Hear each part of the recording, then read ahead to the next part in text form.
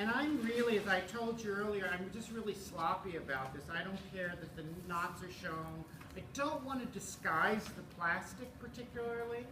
I'm thinking, if you've looked at when you first saw my piece in the gallery, I think it invites you by virtue of something other than its material. But my hope is that as you draw near to it, you see that it's plastic. Because my real interest is sort of recontextualizing materials so that we see it in new ways. And you know, as I said to you, I think we just don't see things anymore. We don't see the plastic around us. So what I want to do, what I've done is this 7-stitch tube that creates the stem that the dowel rod goes up, and then I decrease. I learned this when I started, because I used to not decrease and the dowel rod would fly through the flower. Oh, right, so right. It's not a good idea. So I've decreased to about 4 stitches so that, you know, the dowel rod can't fly out like an errant bee or something. And then I've increased, so I have this sort of flattish disc, which I'm now going to divide. So my vision for this is I'm going to have 3 purplish flowers blooming at the top of this stalk. So that's my vision. So I simply take, and we were talking yesterday about pattern and lack thereof, and I really don't,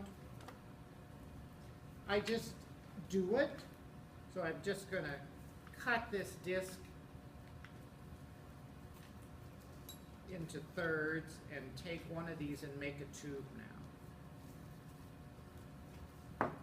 I've just split it,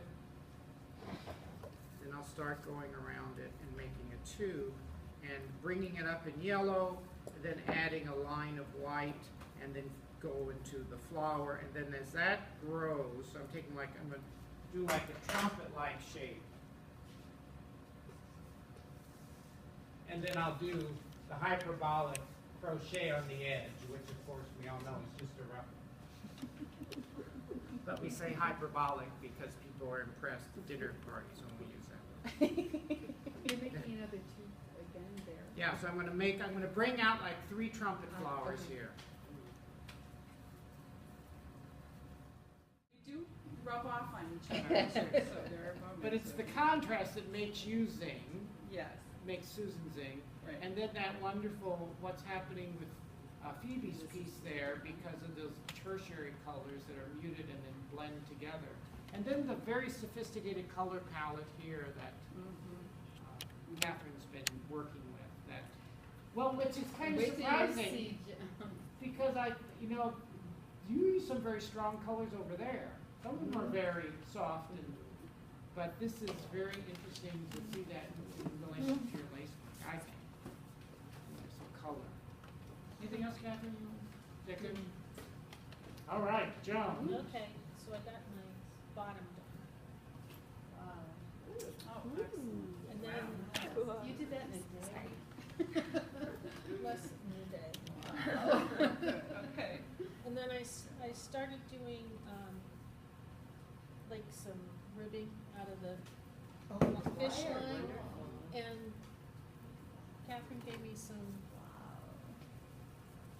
material that I'm putting with this other, and I'm going to thread it through all the ribbons. How high do you have a plan? Yeah, I'm only going up about 4, so it'll be about that high. That's really cool. I like the combination of Yeah, I like bright. Yeah. Tube. I used yellow, and I think the work I always do, especially the oil flower series, is kind of Dr. Seussian. You know, I want it to be a little goofy, a little garish, a little enticing.